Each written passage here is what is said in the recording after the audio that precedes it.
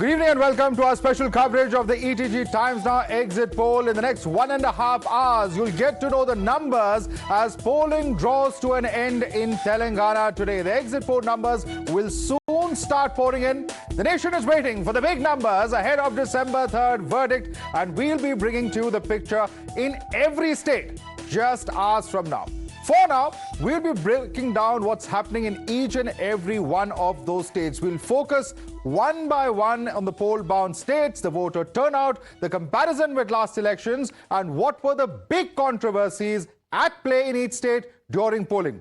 The main polling issues in each state, of course, we're going to take up. And right now, we're going to start with Rajasthan, where there's a straight fight between the Congress and the BJP. Let's look at the voter turnout numbers there and try and understand if it tells a story in favor of any particular political party. In the 2023 state polls, it was 75.45%. In the 2018 state polls, it was 74.72%, and therefore a 1% increase as far as the voter turnout is concerned. There's the number on your screens over there, 75.45% in terms of the voter turnout. Let's also quickly look at the numbers in terms of the issues that we are looking at. Some of the big issues, of course, this is the turnout as far as 2023, 75.45%. In 2018, it was 74.72. So that's the comparison as far as the voter turnout is concerned. We'll quickly take you through the three big issues at play, the three big controversies in Rajasthan as well. If you can quickly pull up that graphic on the LED screen over here, and then we take it across to our guests. The three big poll controversies in Rajasthan. One,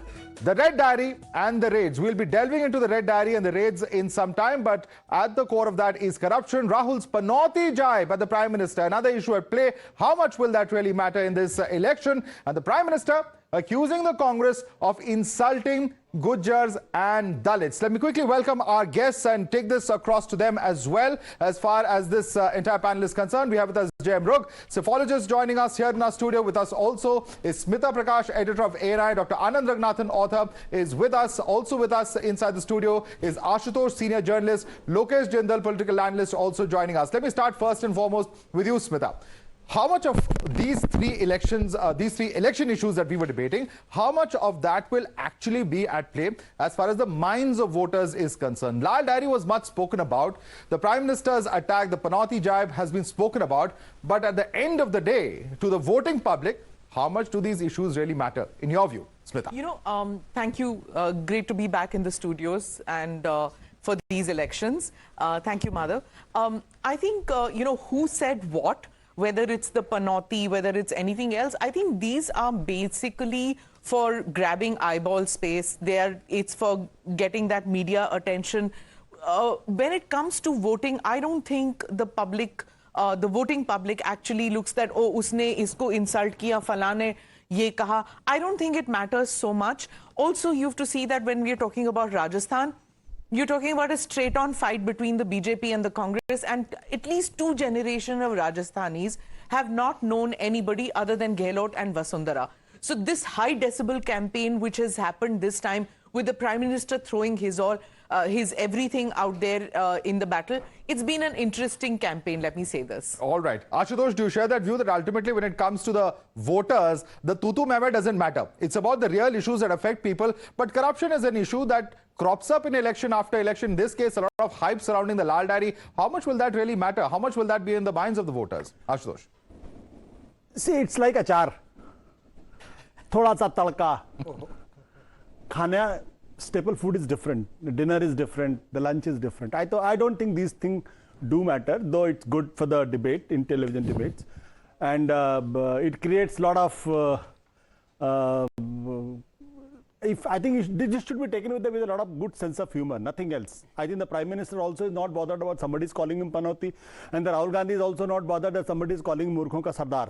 Okay. So both of them are equal to each other. But the issue is, I think this time, the major issue is whether the BJP can score over the Congress and the Congress can score over the BJP. Because out of the 5 states, in 3, they are fighting with each other. In Absolutely. Telangana, it's a one-on-one fight. Yeah, it's a one-on-one fight.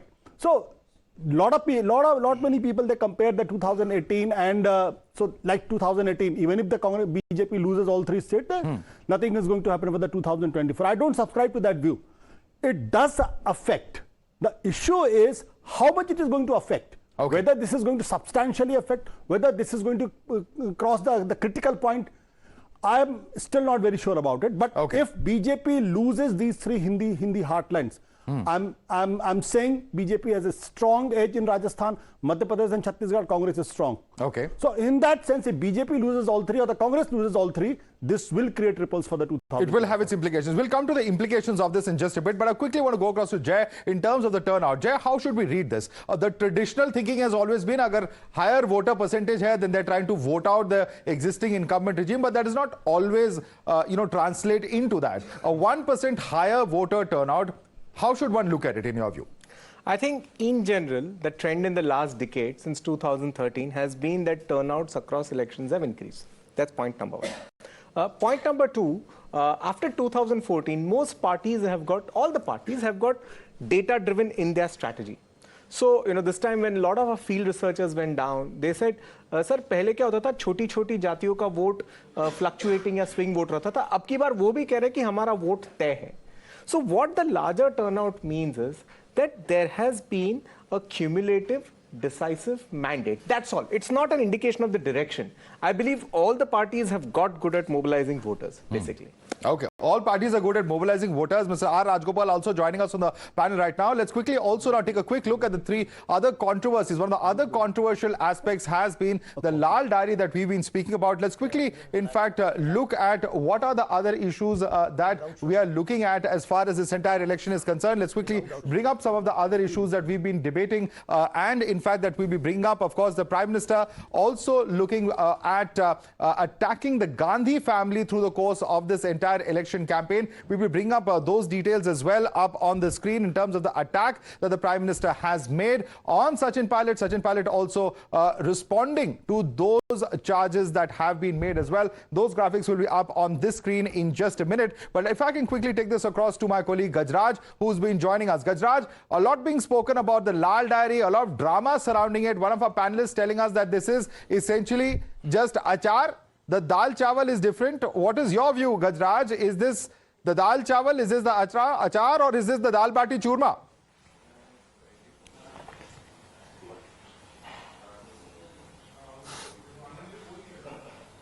This is the ongoing dal bati churma here in Rajasthan, because one thing, Madhav, we have to note here that if the revelations are coming back to back in the Red Diary, it is being flashed again and again, and a lot of pages are coming out with a lot of revelations, whether you talk about Vaibhav Gehlot speaking about his own father, CM Ashok Gehlot, and lot many things over the corruption scams and involvement of a lot of, who's and who's of the society. But the question that arises here is why the ruling party is not, asking any investigative agency to check upon this particular Red Diary, because there is no one in the ruling party raising questions over this. They are just letting it happen. Pages are coming out, and there has been no action from the ruling Congress over here. So it also, brings up a kind of a speculation here.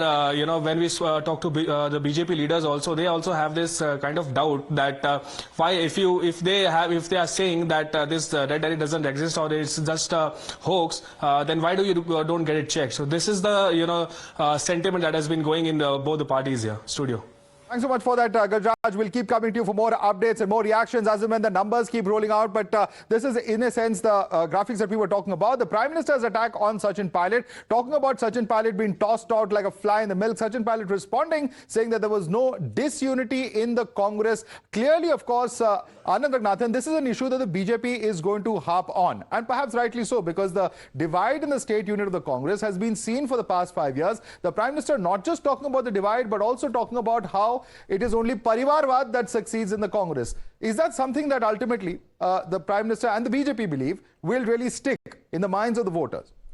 Good evening, Madhav, and good evening to my fellow panelists, including Ashutosh. When he talks about achar, I don't think it's about achar, it's about bhrashtachar. And, I warn you, last time Ashutosh invited me to his place for dinner. Instead of gatte ki sabzi, he gave me gatte ki sabzi. I'm still recovering from that.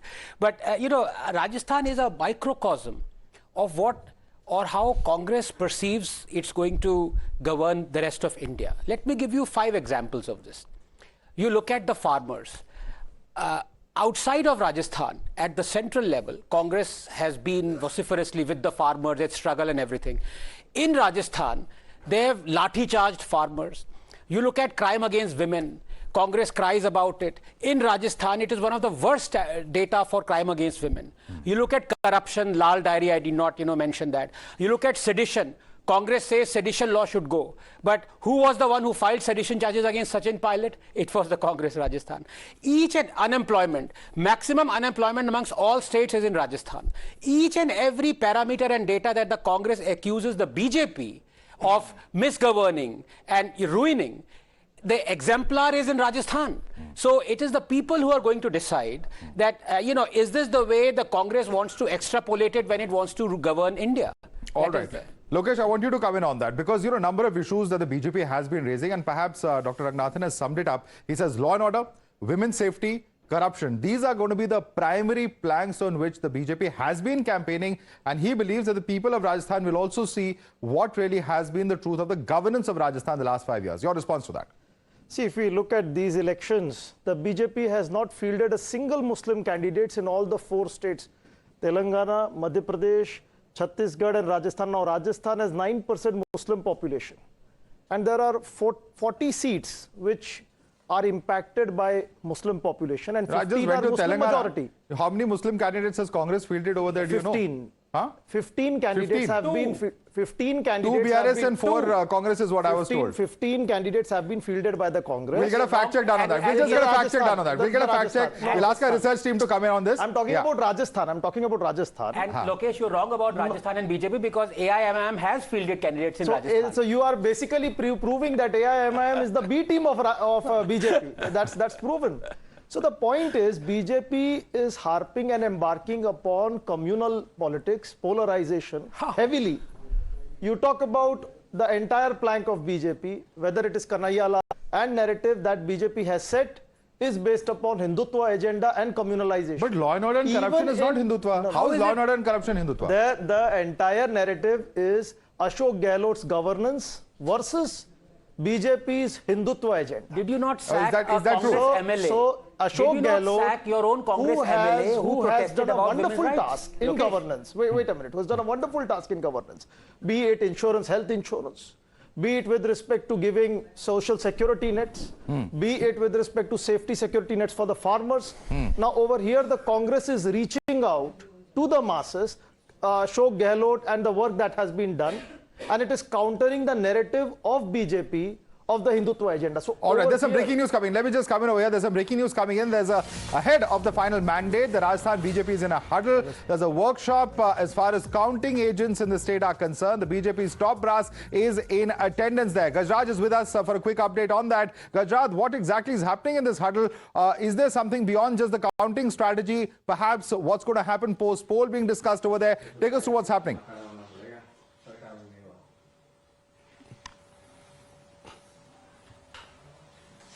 So it's a meeting of the senior BJP leaders over the counting, and recently we also spoke to a few leaders over there at the BJP headquarters, and they have been saying that few discrepancies were also reported at the time of polling when at least 300 to 400 names of voters in the few constituency were not being listed. So that is also being discussed in some particular area. So that is the latest update from that meeting, which is still undergoing. All right. So that's the latest update coming in from that particular meeting. Perhaps ahead of polls, a very important meeting as well. But let me bring in Mr. Rajgopal on that. Mr. Rajgopal, you heard Lokesh Jindal. He says it is the quote-unquote good governance versus Hindutva, according to him. Of course, we have seen what the BJP has been campaigning about, whether it's been corruption, whether it's been law and order, women's safety, etc. in Rajasthan. How would you like to respond to Lokesh here? I would like to prove Lokesh Jindal wrong because the regional satraps like Ashok Gehlot, Bhupesh Baghel, and even Kamal Nath, they did not bother about Mr. Rahul Gandhi. You must see the first important turnout of Mr. Rahul Gandhi to these meetings. Especially, he concentrated more on Telangana, not on other 3 states. He was busy in Kazakhstan and Kedarnath, Rajnath, something. He went with Varun Gandhi like that. Some other world he was in. Therefore, Rahul Gandhi was not a material at all in Rajasthan and Madhya Pradesh. Apart from that, this DMK controversy about Sanatana Dharma picked it very well, but it's downslided because DMK was told not to repeat it by Madam Sonia Gandhi and Mallikarjun Kharge. Apart from that, Madhav, my understanding is the youth, first-time voters or enamored of Mr. Narendra Modi, and first-time voters hate Congress. First-time voters gone with digital world. Okay, Telangana perhaps will prove whether they hate Congress or love Congress. But I want to bring you in on this. Ashutosh, I think one point he has made, which is a fair one. Rahul Gandhi's campaign in Rajasthan has been extremely muted, extremely limited. If you just compare that to Telangana, where he's doing yatra after yatra for the past 6 months, is that an indication of where Rajasthan is headed? He's been campaigning in Madhya Pradesh and other states, but why such a mild campaign, if I can put it like that? Weird is happening in this country for the simple reason because the problem which got Congress, which started Congress decline, is over-centralization of politics. Now the same thing is happening with the BJP. Where are the regional satraps? From the beginning of the election, all the regional satraps, whether Shivraj Singh Chauhan, whether Raman Singh, whether Vasundhara Raje Scindia, they were on the chopping block. And finally, Amit Shah and Narendra Modi realized that you have to give some importance to Vasundhara Raje Scindia and Shivraj Singh Chauhan, otherwise you are going to lose the elections. So they were brought in, like Raman Singh. God knows from where he came into the picture and suddenly he became the leader of the chief ministerial candidate. What is happening with the Congress party? I think it's good for the Congress party that the regional satraps are given importance. They are given autonomy. They are given freedom to choose candidates and to take the responsibility of fighting elections. No, I don't think so. I did not disturb you, sir. Please let me speak. Ashutosh. Sir, I didn't disturb you. Okay, please. let him make his point. Sir, I'll come back to you. I don't want to. We have plenty of time. There's an hour to discuss. I don't want to this. be discourteous. Please let me speak. Let's go one by one. Mr. Rajgopal, I'll come back to you. I know you hate Rahul Gandhi and the Nehru Gandhi Parivar, but when it comes to objective No side assessment debates. of No the side debates, politics, please. No personal have some comments. patience. Let's go with the topic of Have some discussion. patience. Ashutosh, complete your point. Yeah. So take the example of Telangana. You get a leader from nowhere and he is given responsibility. Now if the Telangana, Madhya Pradesh, Rajasthan, Chhattisgarh, if the Congress is winning, I'm sure that Rahul Gandhi will not get the credit. But who is going to be benefited out of it? It is the Congress party. What is happening in Rajasthan? Who is going to lead the campaign? Well, it works both ways. If he's campaigned, obviously it will be looked at. But I want to bring in Smita on this. Smita, is this a fair point to make that 10 years later, the BJP has realized that they need regional satraps to actually fight the election? And he says that's not the case with the Congress, where the regional leaders have more of a say in how things are I run. think there are many people who feel that this is the Congressification of the BJP just because the BJP has been in power for 10 years. And when you are in power, you tend to lean towards systems which have already existed. So it does happen for parties which have been in power for the second term. But to come back to the campaign, I think Rahul Gandhi spent a lot of time in Rajasthan. If I'm not mistaken, it was 18 days and some 400, 500 kilometers in Rajasthan. So somewhere during that Bharat Jodo Yatra, he must have sensed it that, every time he's seen maybe just holding hands with pilot, Gehlot gets a signal. Holding hands with Gehlot, pilot gets a signal. And then the verticals then start imagining things. The same thing happens in Madhya Pradesh. Yeah. So maybe he's taken a back seat and allowed Priyanka to do a little bit of the campaigning because her being seen with either of them doesn't send a signal. Doesn't send a signal. Okay, I'm going to come